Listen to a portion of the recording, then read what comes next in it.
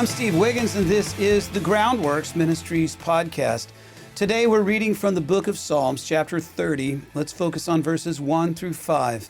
I will extol you, O Lord, for you have lifted me up, and have not let my foes rejoice over me. O Lord, my God, I cried out to you, and you healed me.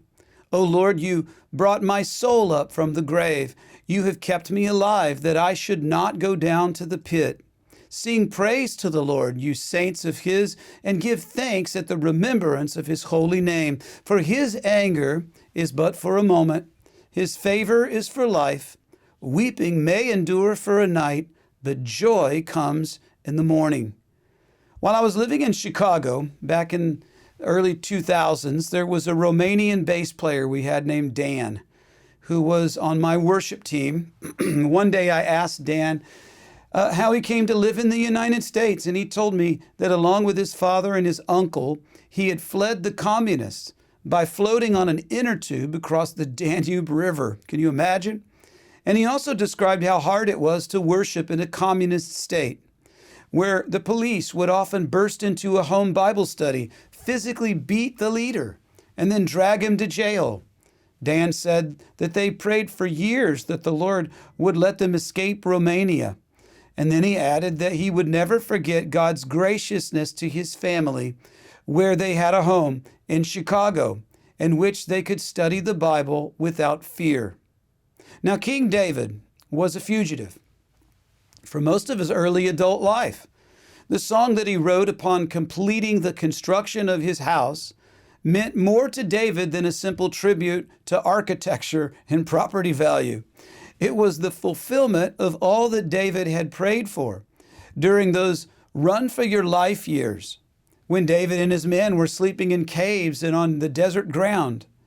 David even compared his house in Jerusalem with having been resurrected from the grave, when he said, "You brought my soul up from the grave.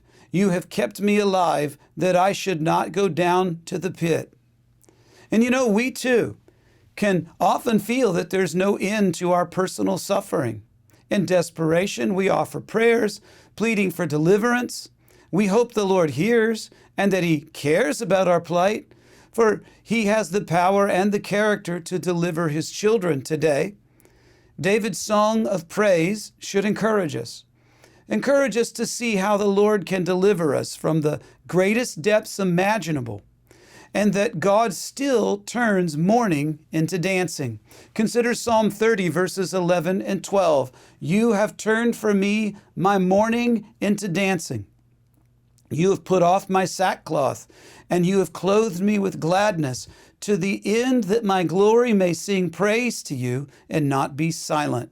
O Lord my God, I will give thanks to you forever. But what about those who do not hope in the Lord? What about those who choose to rebel and they just refuse to trust him? Where is their comfort when the dance party ends?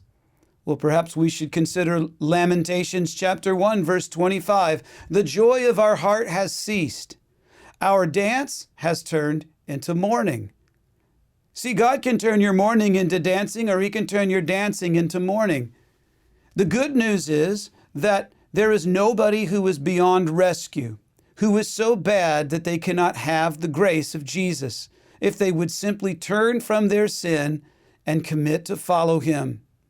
I'm Steve Wiggins, and this is the Groundworks Ministries podcast. Now, Groundworks Ministries operates entirely through financial donations from faithful people like you. And your giving to Groundworks Ministries transforms lives. Would you consider making a donation to Groundworks Ministries today? Because we need your monthly support now more than ever. You would be amazed at how far even $20 a month would go.